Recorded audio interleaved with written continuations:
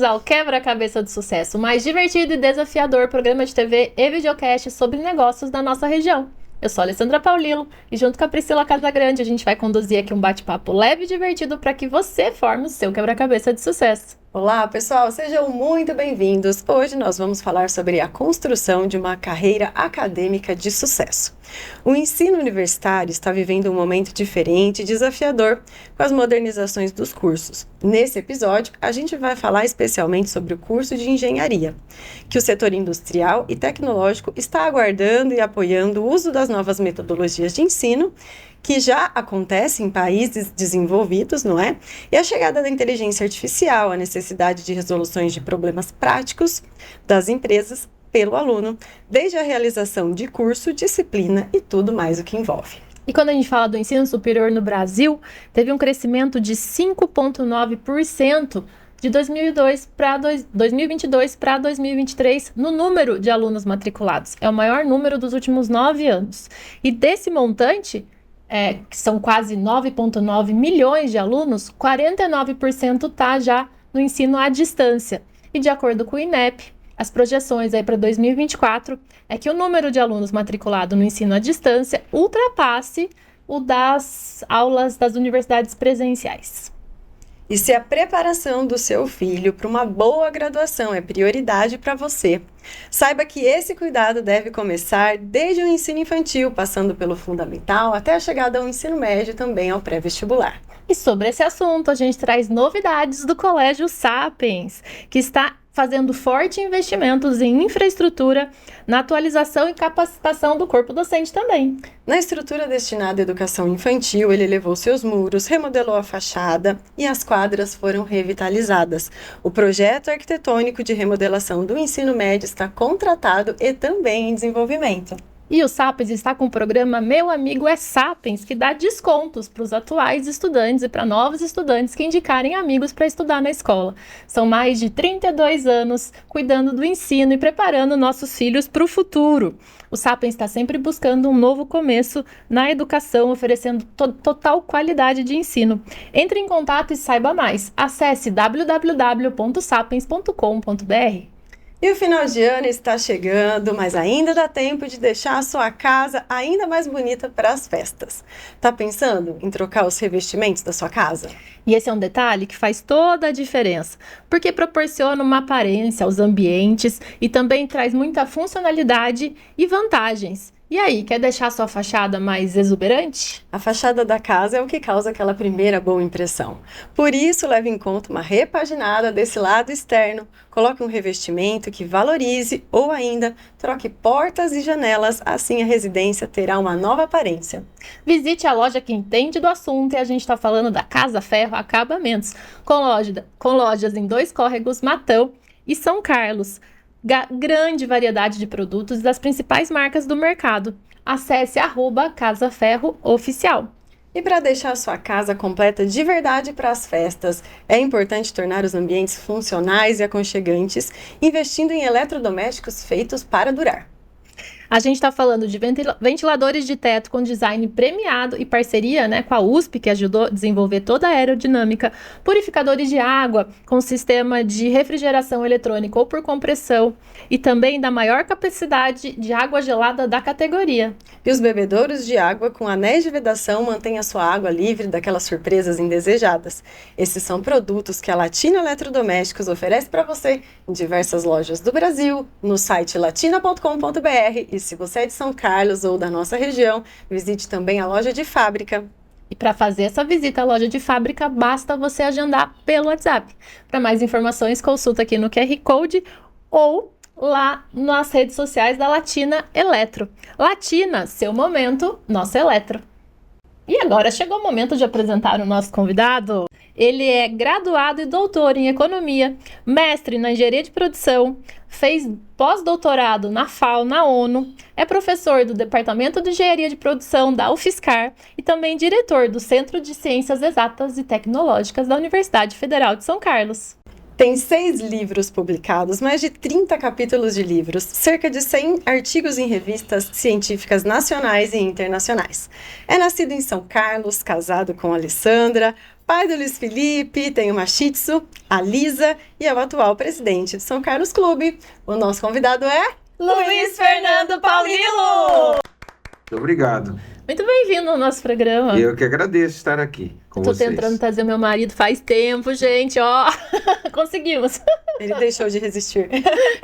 Queria falar um pouco da sua infância em São Carlos, como foi? Olha, uma infância típica de uma geração bem diferente das atuais, né? Das recentes, que se desenvolveu na rua, brincando na rua, fazendo muito esporte, conversando com muitas pessoas mais velhas, desenvolvendo amizades com amigos de pai, de mãe, até de avós, de vizinhos, né? Rodando muito na cidade, pegava bicicleta, vai no mercadão à noite, vai nos ginásios da cidade ver torneios esportivos, daí minha paixão pelo esporte, né? Seja como praticante, depois até na vida profissional, na área comunicativa, né? Assistindo torneio universitário numa cidade que respira, né, ensino superior o tempo todo, respira ciência e tecnologia o tempo todo. Então essa foi a minha infância, muito integrada aí às atividades. Vou fazer uma pausa, assim, quando ele fala que circulava a cidade de bicicleta, é muito real, porque sempre alguém me para e fala assim, eu tenho foto do Luiz Fernando em tal evento quando ele era pequenininho, então assim, em todos os lugares o Luiz Fernando tava. Mas é isso mesmo, né? É isso mesmo, até pela vida muito ativa, profissional e social de meu pai e de minha mãe, né? Luiz Paulilo Filho e Lênis Paulilo, que dirigentes de vários organismos aqui da cidade, né? Minha mãe foi secretária da Cultura, etc. E um momento diferente, né? Que o filho acompanhava demais, né? Você não tinha internet, você não tinha isso. Então eu queria mais estar junto, né? E vivendo junto. Isso foi bom. Eu tenho amizades aí com amigos do meu pai e de minha mãe até nos dias de hoje, né? Isso é muito, muito proveitoso. E aprendi muito com isso, né? Você ouvir os mais velhos, você aprende demais, né? Interagir com os mais velhos é demais. O seu pai era empreendedor? Sim, meu pai era comerciante, né? Teve a primeira ótica da cidade, foi presidente da CISC durante 12 anos, também atuou na direção do São Carlos Clube. Minha mãe foi secretária da Cultura do município em 2 gestões, dos prefeitos Mário Maffei e Antônio Macei, nos anos 70, né? Numa época em que a Secretaria da Cultura trazia muitos eventos para a cidade, né?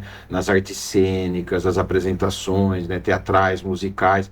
Era um momento muito rico da cidade, né? Então eu vivi minha infância vendo tudo isso, né? Eu vi artistas aqui se apresentando no Teatro Municipal, pessoas da área literária, né?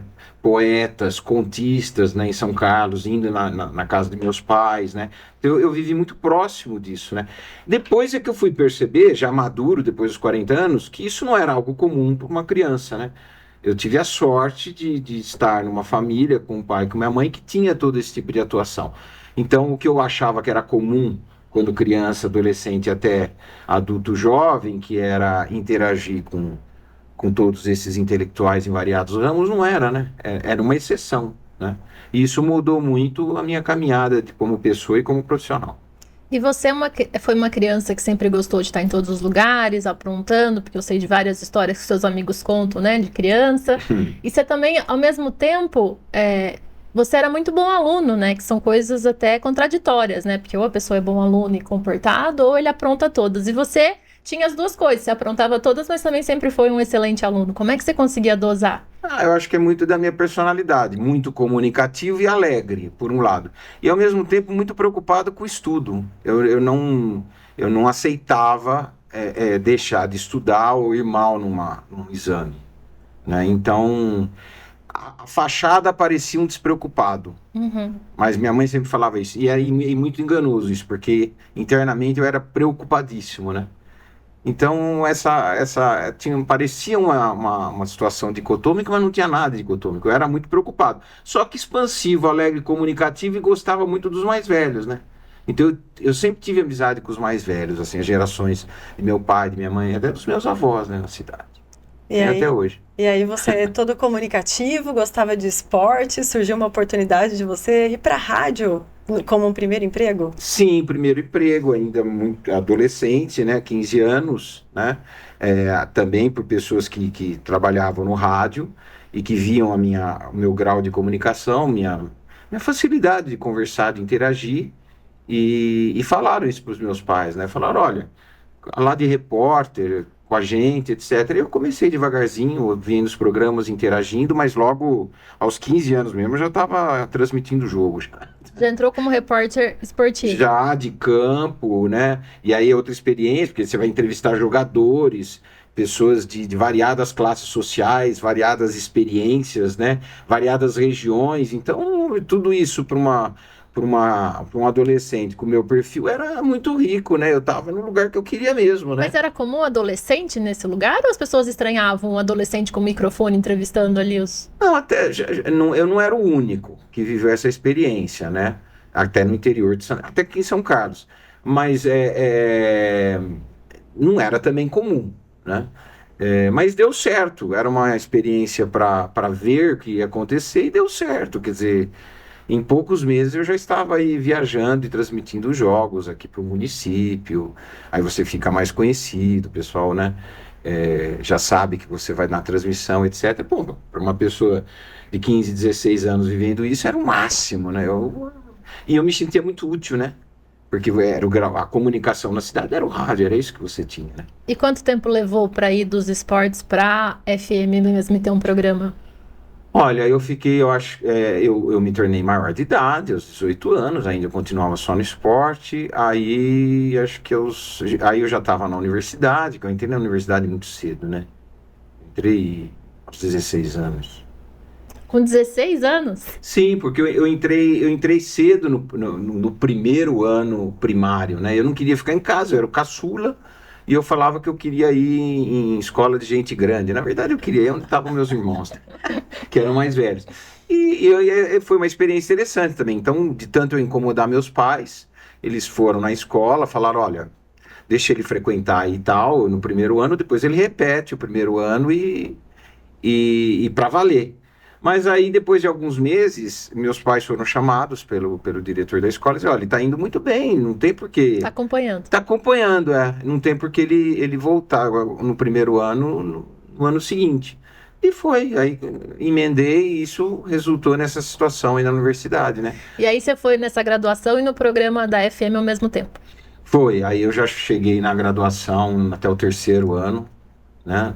No terceiro ano da graduação e ainda aí já pesado, porque eu fazia esportes no AM, tinha rádio AM na época, né?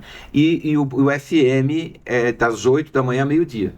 Então eu tinha uma divisão aí de horário semanal que era metade mesmo rádio e metade universidade. Em algum momento eu tinha que me definir porque começou a pesar. Todo dia? Das 8 ao meio-dia? Todo dia. Você fazia das 8 ao meio-dia. Até hoje são esse tipo de escala, né?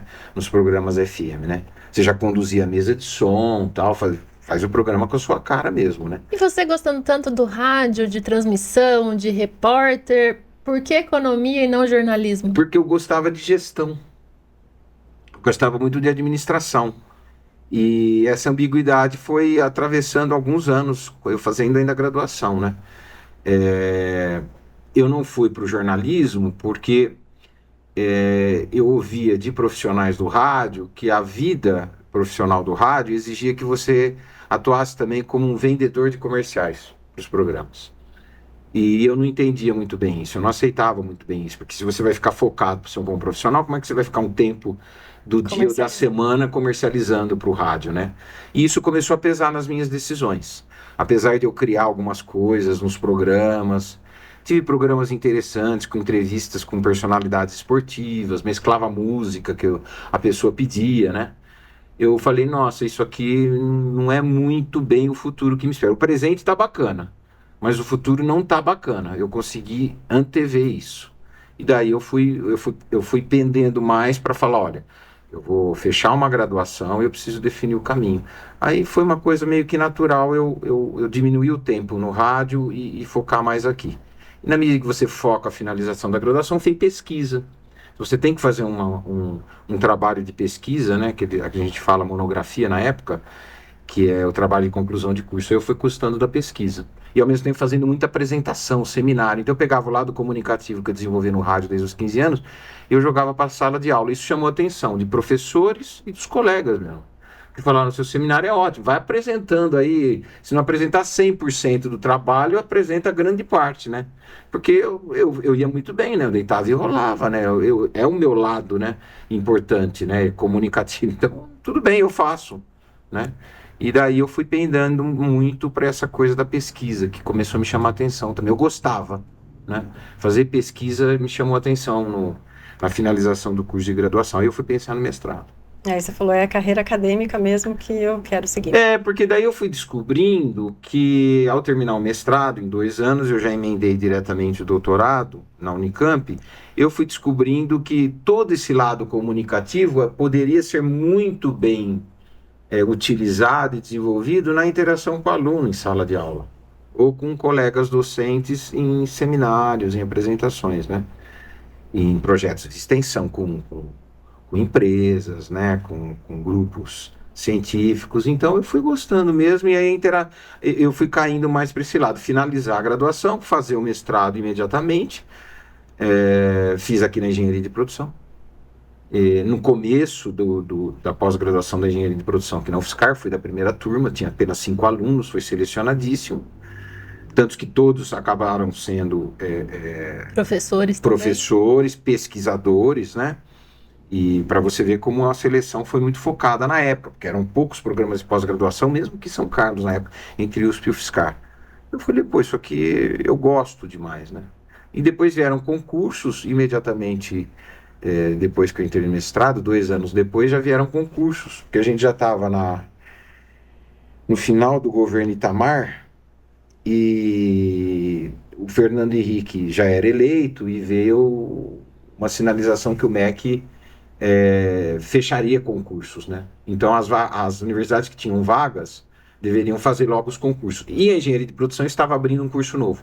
Além de produção materiais e engenharia de produção química, estava abrindo engenharia de produção agroindustrial. E daí das 9, 10 vagas em concurso, eu fui um dos que prestei em um dos concursos voltado para economia. Eu já tinha graduação em economia, etc. E já tinha um mestrado em engenharia de produção. Aí eu prestei esse concurso, entrei, eu falei, não, eu vou ficar aqui. E já emendei o doutorado em economia. Tudo muito... Foi um turbilhão, né? O doutorado na Unicamp, mas você teve uma experiência internacional também com ele. Tive, porque até hoje é muito assim. Se você quer uma carreira de pesquisa sólida, vá para o exterior. Viva a experiência. Claro que aonde você vai ter pessoas lá fora que são craques nas temáticas que você está trabalhando, pesquisando. É isso que popularmente as pessoas chamam de mestrado sanduíche, doutorado sanduíche, é o quando sanduíche, você faz um pouco aqui e um pouco fora do país. Porque as universidades, os programas têm as bolsas, né? E na época a Unicamp tinha, acho que 2 bolsas por ano no programa do doutorado de economia, que eram da CAPES, e que eles estavam destinados a essa experiência internacional, que é o sanduíche.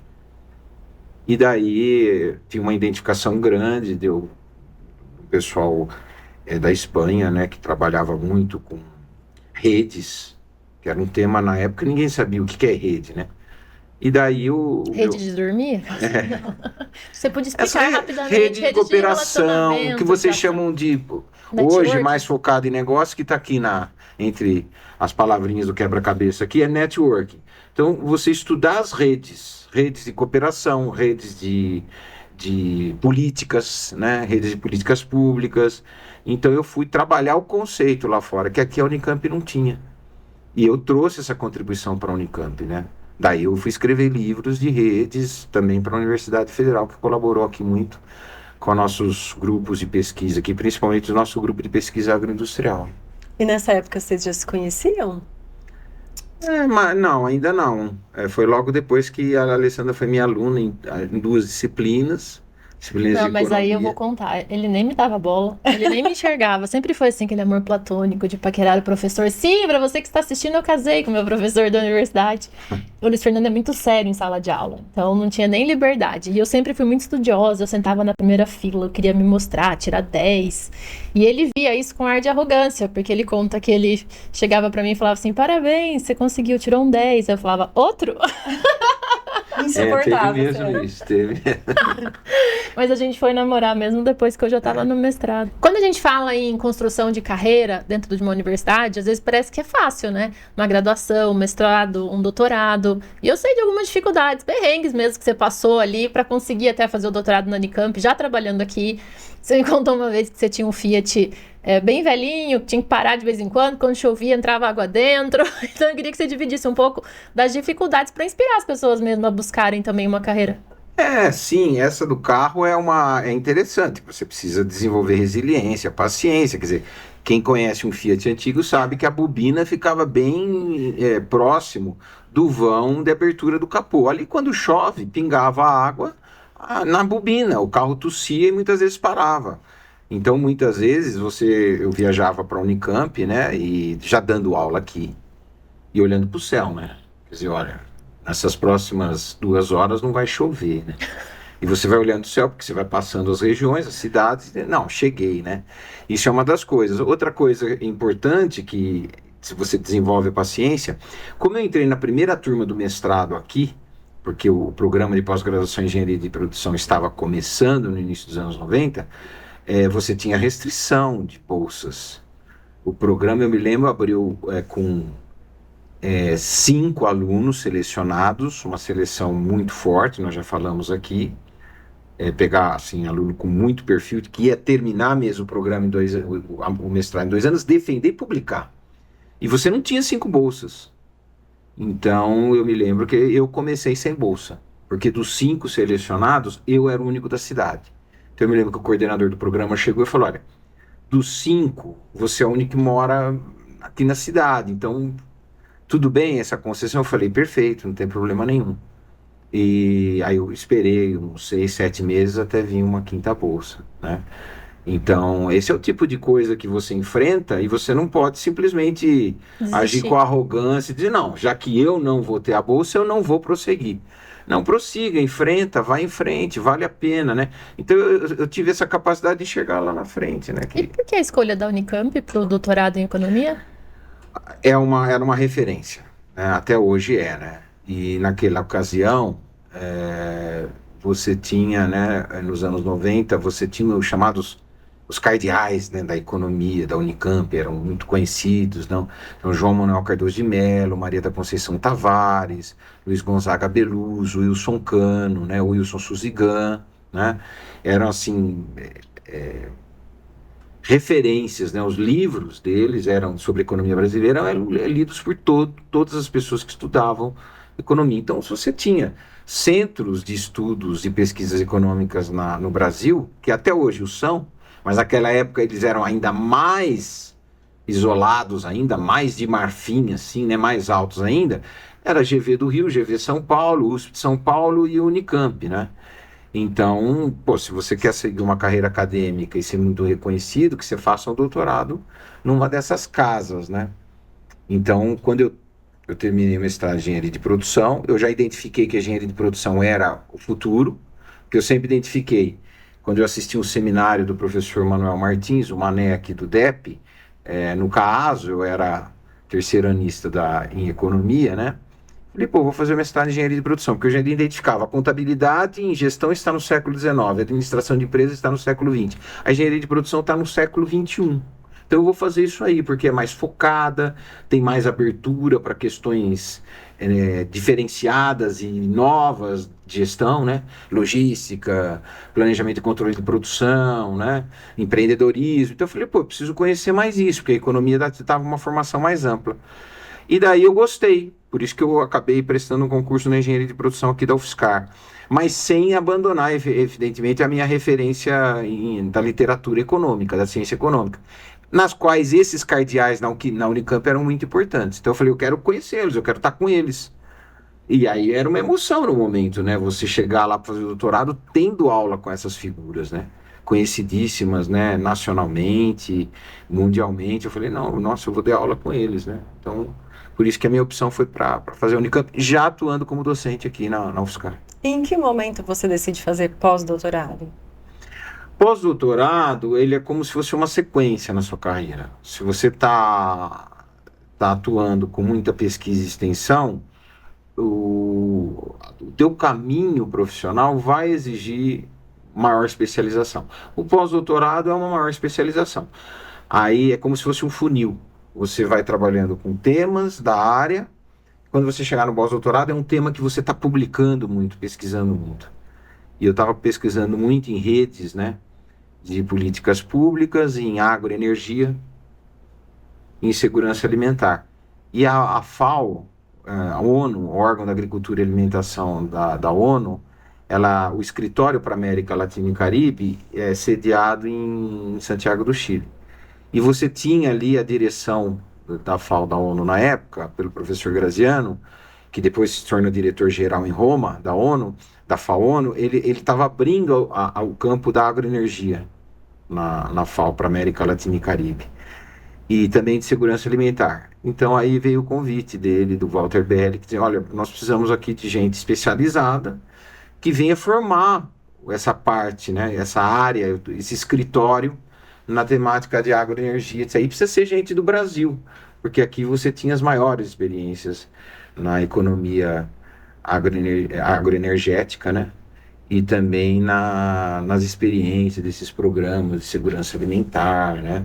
E nutricional, contra a fome, etc. Né? O Brasil vivia uma experiência naquela época enorme disso, que se iniciou nas ações do Betinho, que era um sociólogo, irmão do Enfio, no Rio de Janeiro, nos anos 90. Quer dizer, iniciativas voltadas para contra a fome. Bater a fome. E daí, quer dizer, juntou o lado conceitual de estudo de redes, de políticas públicas, com o desejo da FAO em ampliar sua atuação na América Latina e Caribe, com um escritório voltado para o que tinha de melhor em experiências de agroenergia e segurança alimentar. Aí o convite, então, de ir atuar profissionalmente lá como se fosse também um pós-doutorado.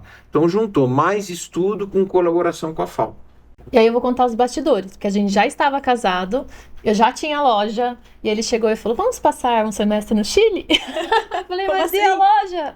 E aí foi uma loucura, porque eu ficava uma semana aqui e 3 semanas lá com ele. Uma semana aqui e 3 semanas lá com ele. Então eu ficava no aeroporto, avião, para conseguir cuidar da casa de lá, cuidar da nossa casa daqui, administrar a loja. Aí lá eu estava escrevendo a dissertação de mestrado, e também eu aproveitei para estudar espanhol. E aí foi uma aventura, né? A gente conseguiu viajar bastante, conhecer, porque o Chile é muito fininho, então é perto praia, é perto deserto, é perto montanha. E vocês ficaram lá por quanto tempo? Nós ficamos, acho que 7 meses, né? 7 entre a minha chegada e a minha saída, etc, né? Mas a gente conseguiu o desafio profissional de estabelecer o escritório para estudos de agroenergia lá, quer dizer, e segurança alimentar, a gente conseguiu. A gente atingiu o objetivo, que era ter isso, né? Olhando para a América Latina e Caribe. Aqui a pesquisa, desde os anos 70, olha muito, né? O sucesso do álcool, né? Acompanhando do açúcar, né, no setor sucroenergético. Mas naquela ocasião já havia esses desafios do que vai ser a bioenergia no mundo.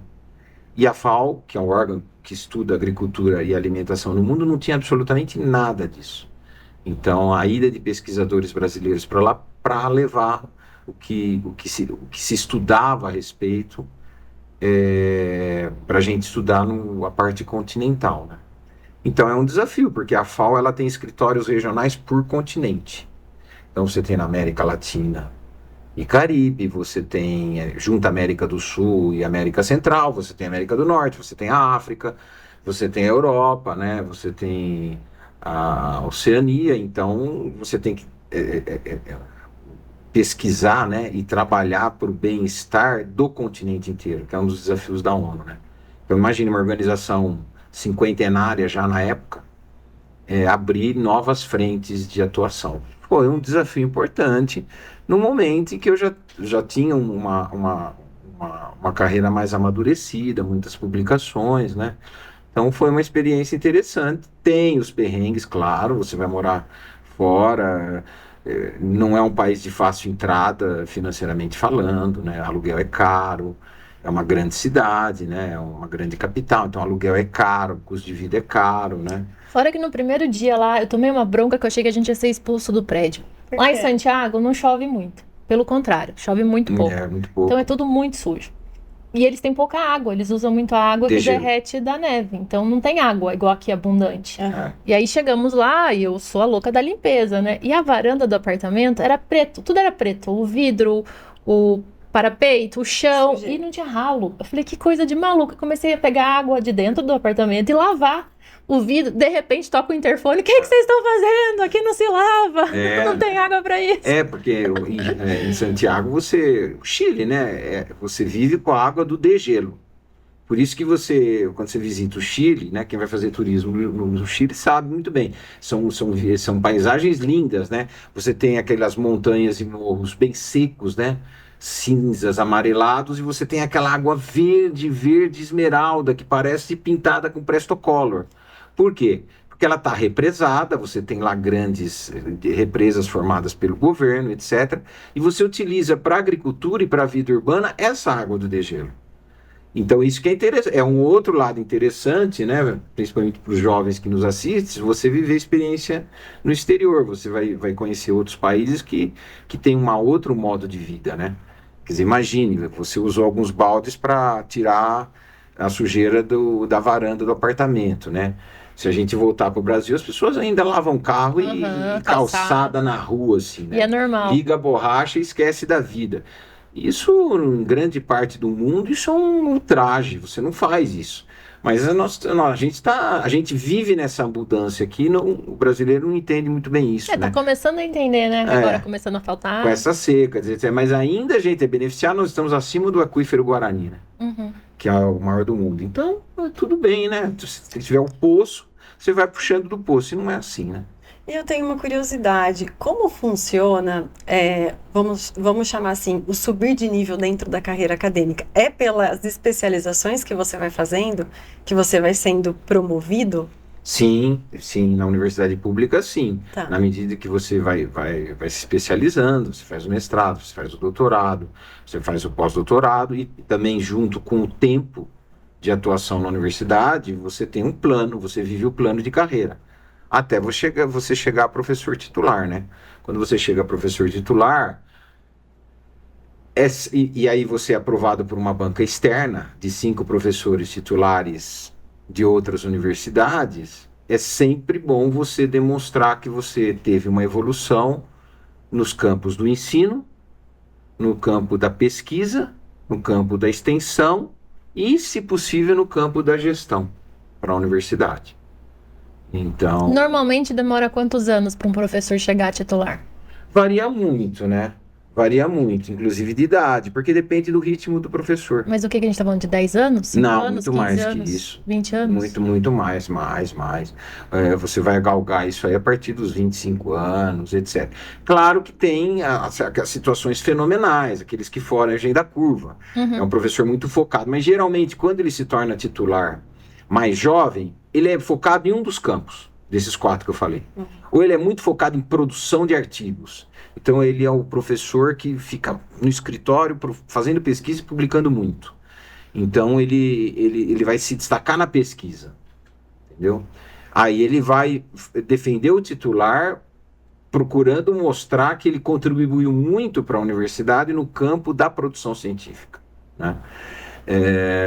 A minha situação a minha carreira já foi muito, ela foi muito distribuída nos 4 campos. Mas aí é o jeito que você vê o mundo, é o jeito como você se vê no mundo e também contribuindo para a universidade. Eu nunca aceitaria ser um grande contribuidor do lado do ensino e não da pesquisa, da extensão ou da gestão. Eu sempre consegui distribuir isso muito bem. É um desafio enorme. Basicamente, eu não vivi situações de férias, a Alessandra sabe disso. Eu emendava uma coisa atrás da outra, né? Quer dizer, eu sou diretor do centro hoje há 6 anos, né? Eu fui eleito e reeleito, né, pelos meus colegas, Centro da... professores, técnicos administrativos e alunos. Mas da parte das engenharias, das exatas. É o Centro de Ciências Exatas e Tecnologia, que é o CCT, que é o UFSCar. O campus de São Carlos tem 3 centros: humanas, biológicas e de exatas. Por eu ser um professor, apesar de ter formação em humanas, né, eu sou da economia, mas atuar sempre na engenharia de produção, eu me tornei diretor, eu fui eleito diretor, né, estou diretor do CCT há 6 anos, né, que é um outro desafio, que é o campo da gestão e para onde você consegue lidar com a fronteira do processo de ensino, aprendizagem, pesquisa e extensão das engenharias e também das exatas básicas, né? Antes de chegar nessa parte da gestão, queria um pouquinho da tua visão como professor, quase 30 anos já, né? Uhum. Já 30 anos. Já 30 anos? Já 30 É anos. que eu vou fazer quase 30 anos que eu entrei.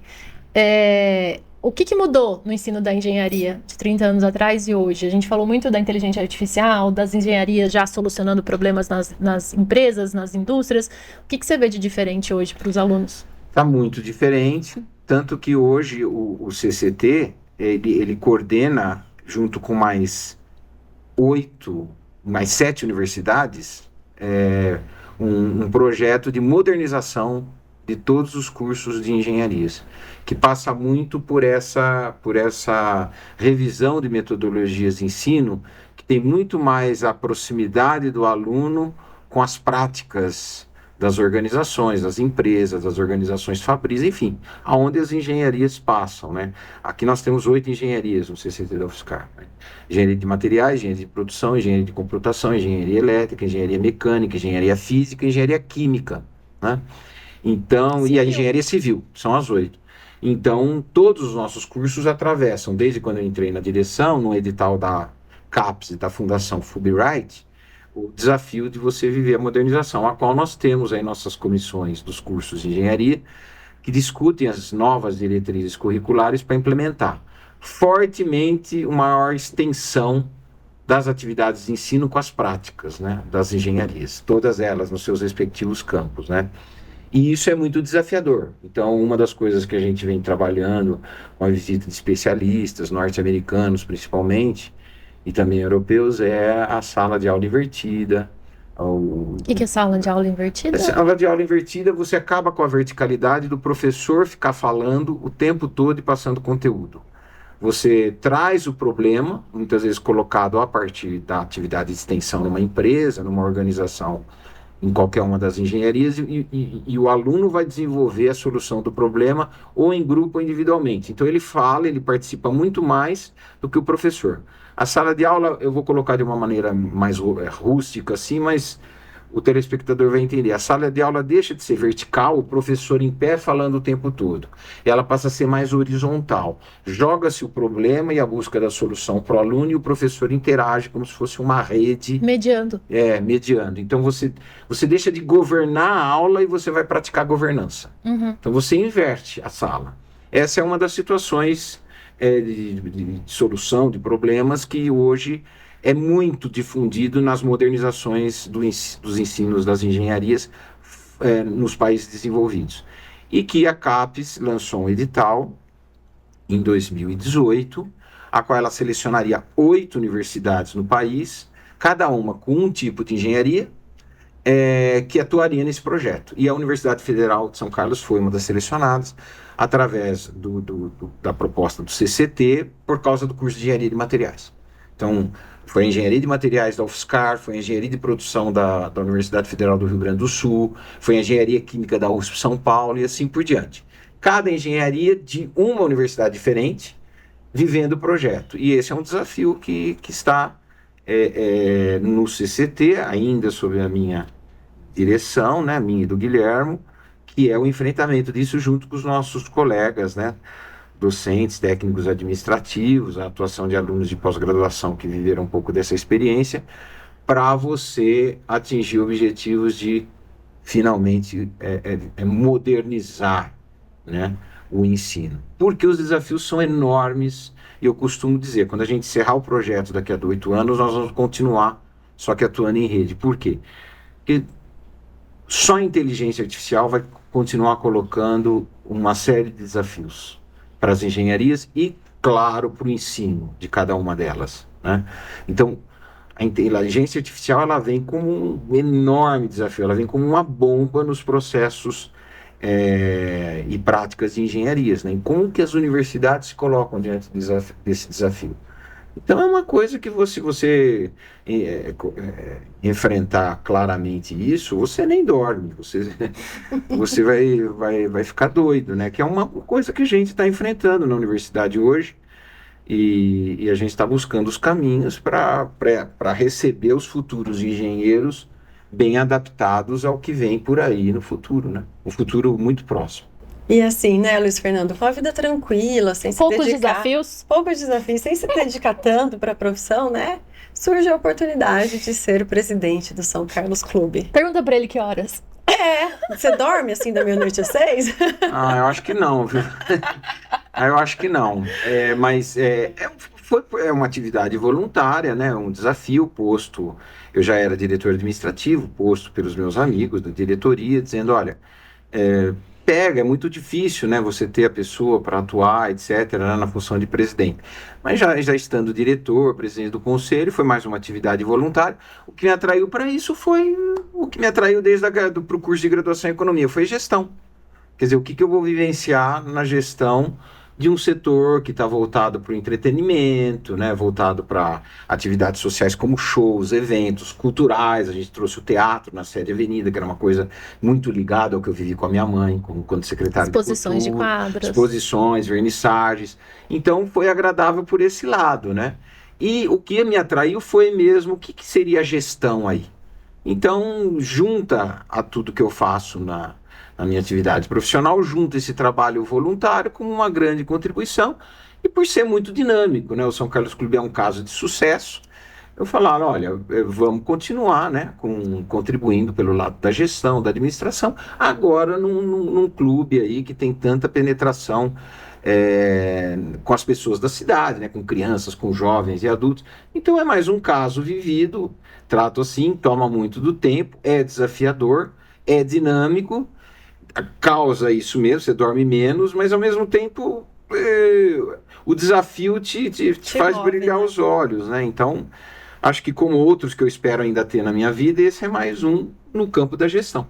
E o seu pai já foi presidente do clube? Ele foi diretor. Meu pai foi diretor, diretor, mas ele foi presidente da CISC, né? Ah, Mais de 12 anos. Então, volto àquilo que eu disse que eu vivi desde a minha infância. Quer dizer, eu fiquei muito próximo disso, né? Da vida profissional do meu pai também, como dirigente de associações, etc. Da minha mãe como secretária da cultura, né? Trazendo orquestras para São Carlos, né? Quem viveu nos anos 70 em São Carlos sabe muito bem a riqueza que foi naquela ocasião, a prefeitura do Mário Maffei, né? Trazendo essa riqueza aqui para o Teatro Municipal, para as ruas da cidade, apresentação de grupos culturais, musicais, de artes cênicas, né? E aí ele tá conseguindo reviver um pouquinho disso no clube. É um memória pouco isso afetiva, mesmo, né? É reviver um pouco disso, claro que com a tonalidade atual, que você trazer esses grupos de rock, de samba, que todo mundo gosta, fazer uma festa junina do tamanho que a gente faz, mas sempre volta naquele filão que você puxou lá atrás, o que te levou a escolher o curso de graduação em economia. É a atividade de gestão, os desafios da administração. Então, por que numa atividade voluntária você não seguir nesse campo da gestão? Foi isso. E já que Perfeito. ele adora desafio, chegou aquele momento de te passar o desafio do nosso programa, que é escolher 3 peças de quebra-cabeça dessas que estão sobre a mesa que mais fizeram sentido para sua história de sucesso até aqui. Pode mexer, pode pegar. A gente vai dar uns recadinhos e já volta para saber quais peças você escolheu. reunir os amigos e a família para confraternizar é algo que nós brasileiros gostamos. E dependendo do local onde esse encontro acontecerá, você irá precisar garantir alguns recursos. O GLP, gás liquefeito de petróleo, conhecido como gás de cozinha, não pode faltar para o preparo dos alimentos. E tem vários tipos de botijão aí, dependendo do que melhor te atender. Tem o P5, que ele tem 5 quilos e é de fácil transporte. O P13, que é de 13 quilos, é o mais encontrado nas cozinhas residenciais. O seu tamanho médio também favorece outros usos, como o aquecimento do chuveiro a gás e o acendimento de lareira. E tem botijões ainda de maior capacidade de armazenamento de gás. Para isso, basta você entrar em contato com a Trasgás para saber de todos os modelos e todas as informações que você precisar. Você consegue mais informações aqui no QR Code ou no @Trasgás São Carlos. Trasgás, energia boa.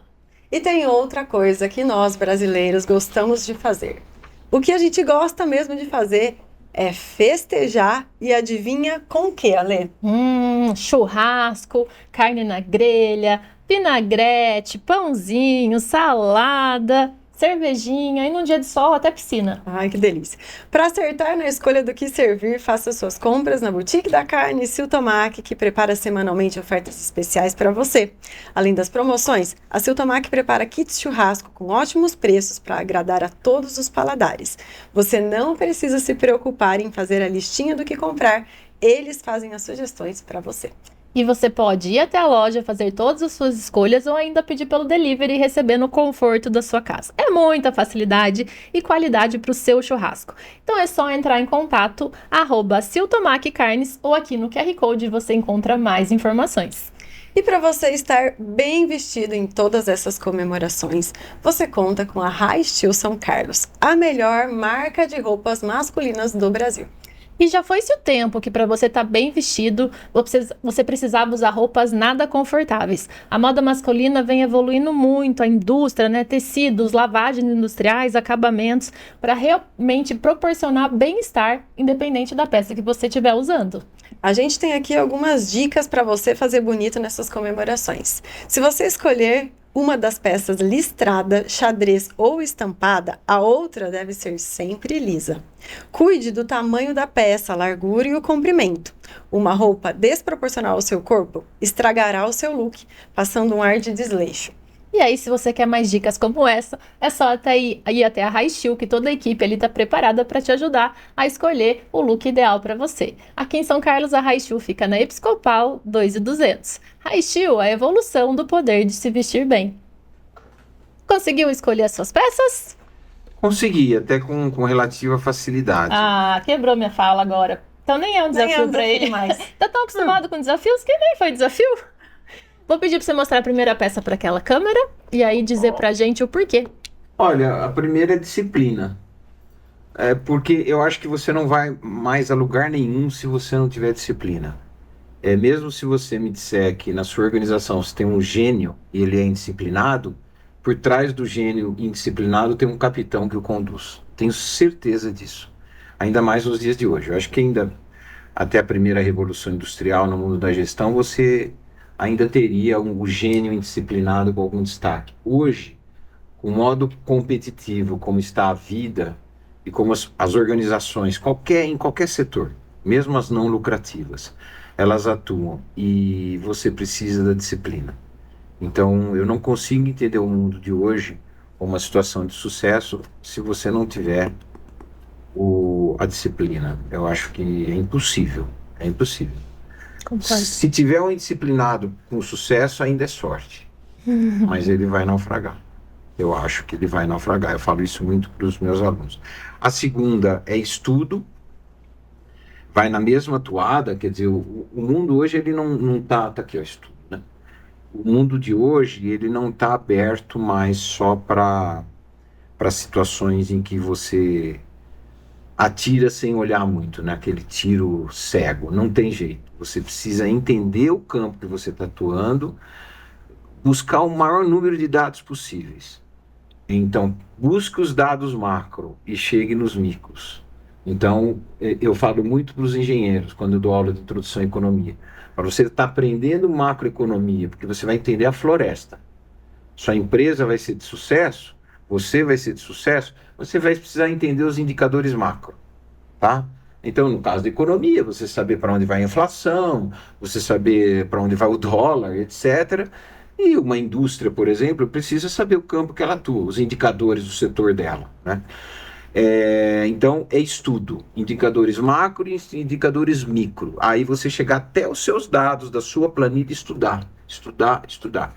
Repararam que quando você mais fuça, né, a sua planilha, você acha problemas, você acha soluções? Reparem nisso. A planilha, ela te dá uma leitura que te deixa a ser incansável. Eu acho que quanto mais a gente estuda, mais a gente percebe o quanto a gente não sabe, o quanto a gente tem mais a estudar. E aí você pode até se especializar em dados, aí você percebe que você precisa ir para gestão de pessoas, aí você percebe que você precisa ir para marketing, aí você percebe...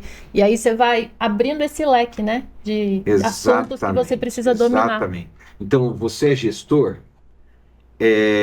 vai entender gestão de pessoas para você ver. Você vai começar uma nova vida de estudos. Você é gestor... Vai entender o setor produtivo, o setor de limpeza da sua indústria, para você ver o que vai se apresentar lá, né? Eu não vou nem entrar no lado infraestrutural, que você precisa do engenheiro mecânico, do pessoal de chão, de fábrica, que vai conhecer a movimentação de máquinas. Então, eu estou dando exemplo de linhas de produção. Se você trabalha no setor comercial, né, do varejo ou do atacado, vai entender cada setor que compõe a sua empresa. É muito desafiador. Aí você vai vendo isso que a Alessandra falou, você vai vendo que você conhece muito pouco. Então, experimente estudar cada vez mais qualquer uma de suas planilhas. Seja planilha, vamos começar da divisão clássica, planilha de custos, as suas centrais de custo e depois os seus núcleos de receita. Você vai ver como você vai achar novidades incrivelmente atrás dos números. Mas os números são exatos, mas por trás dos números, por trás da exatidão, tem uma humanidade enorme, sabe? Situações humanas enormes. É muita economia, né? Ciências humanas olhando dados numéricos, né? Exatas. Então, isso que faz gestão para mim. Então, disciplina com estudo, fundamental para você ter sucesso. E assim, a análise de dados, né, o colher informações, o armazenar informações é uma coisa que, uma das profissões, inclusive, né, que vem tendo um crescimento muito expressivo e cada vez mais isso vai acontecer. Converse com matemáticos e estatísticos. Veja onde estão os nossos estatísticos hoje. Veja se eles não estão nas empresas, veja se eles não estão no centro de tudo que se estuda. Eles estão. Porque até hoje eu vejo algumas apresentações de matemática lá do departamento, é incansável a contribuição da matemática para os desafios, né? Inclusive de gestão. Então, eu acho que o estudo é fundamental. E a terceira palavra é determinação. Quer dizer, eu acho que até a determinação é um guarda-chuva para outras palavras que estão aqui no quebra-cabeça, que é o seguinte, isso aqui você aprende muito com as pessoas de sucesso, né? Você traça uma meta e você vai buscar qualquer jeito, né? Então, seja determinado, não desista. Por menor que seja o tal do desafio do seu negócio, da sua empresa, você vai ver que o não desistir é fundamental. Então, determine um objetivo, passe pelos enfrentamentos, isso se chama desenvolvimento de resiliência, mas eu escolhi determinação por isso. Você vai vencendo. Nossa, você tá falando uma dor, né? Não, desenvolve resiliência. Porque sim, de enfrentar mesmo. É dor mesmo porque é muito real. É o que eu já vivi e o que eu vivo, né? Mas não saia do seu caminho, não saia do seu objetivo. Seja determinado. Não se abale com o que uma pessoa vir falar. Nem ela sabe onde você quer chegar. Você pode até falar para ela, mas ela não entendeu o processo ainda. Você vai ser determinado, você vai viver o tal propósito que está aí, que você colocou aqui como quebra-cabeça, mas você vai viver o processo para chegar no propósito. Ninguém vai viver o processo por você. O processo é seu, a caminhada é individual. Então, é determinação mesmo. Viva até o fim, até você alcançar o propósito. Então, o processo é seu, não é de ninguém mais. Claro, você vai ouvir as experiências, você vai ouvir pessoas mais experientes. Acolha. Sempre, acolha demais. Que foi uma coisa que você comentou no começo da entrevista, não tenha dúvida. O saber ouvir quem tem mais experiência. Isso, os mais velhos principalmente. E você filtra, você tem capacidade de filtrar. Você não precisa absorver 100%, mas muita coisa você vai absorver. E viva a sua determinação. Determinação para mim é isso, processo muito específico, que é você, a sua vida, o seu negócio, tua profissão e o propósito, entendeu? Você vai viver vários propósitos na sua vida. vida, né? Então viva cada um com muita determinação, disciplina e muito estudo. E quando você fala assim de manter, né, o foco e tal, a gente ouvir os mais velhos, ouvir a opinião. E como é que a gente faz também para não ouvir aquilo que vem de ruim, né? Aquelas críticas que não são construtivas. Como é que você lida com isso? Eu acho que você vai criando casca e você vai... A experiência, né? A vida te ensina tudo, né? Você vai identificar facilmente aquilo que é destrutivo, né? Aquilo que não vai somar, entendeu? E é muito na tua intuição. Você preste atenção, porque aquilo que destrói não vai te brilhar o olho. Não vai fazer você sorrir. Na hora que brilhar o seu olho, você vai sentir isso, né? Isso, pronto, absorveu. Isso vale. Aquilo que já te balançou, te deu um estranhamento, é besteira. Não adianta, você não vai viver isso. Você pode até psicologicamente sofrer por um tempo, porque, mas por que falaram isso? Por que... Você vai aprender rapidamente com as experiências que isso você joga fora, porque não vai te somar, né? Então, é tal negócio, o filtro ser bom e aquilo que não fez o teu olho brilhar, não perca tempo, não perca tempo. Perca tempo com as coisas que fazem o seu olho brilhar. Isso vale para a sua vida, isso vale para o seu negócio, isso vale para a sua profissão. É muito simples, né? Deus nos fez de um modo que a gente é um grande filtro. Então é apenas seguir isso. Tudo que está aqui, e outras palavras que eles colocaram na quebra-cabeça, está na Bíblia. Tudo que você lê de trechos da Bíblia, está tudo aqui, entendeu? Se você lê atentamente qualquer trecho da Bíblia, Deus já colocou, né? Deus já colocou para você o que você sabe que você não vai utilizar. Não te faz brilhar os olhos, ponto. E foi uma entrevista de brilhar os olhos. Com chave de ouro. Muito obrigada, viu, por ter vindo compartilhar com a gente. Eu que agradeço. É muito interessante, é muito diferente o programa pela abertura que vocês dão e por questões chaves que passam na vida de todos nós, né? Seja como gestor, seja como um professor, seja como qualquer profissional, e também para os jovens que ainda são alunos, né? O programa é muito aberto, por trás dessas palavras aqui do quebra-cabeça que identificam processos, né, que resultam em sucesso, é muito interessante. Eu lembrei muito das conversas que eu tenho com profissionais, com ex-alunos, e que bom que a gente tem um programa desse tipo para a gente viver uma série de experiências de sucesso. Obrigada. Obrigada a você também que acompanha a gente toda quinta, 20h30, episódio inédito nas redes sociais, @quebra-cabeça de sucesso. E a gente se vê na próxima peça desse nosso quebra-cabeça.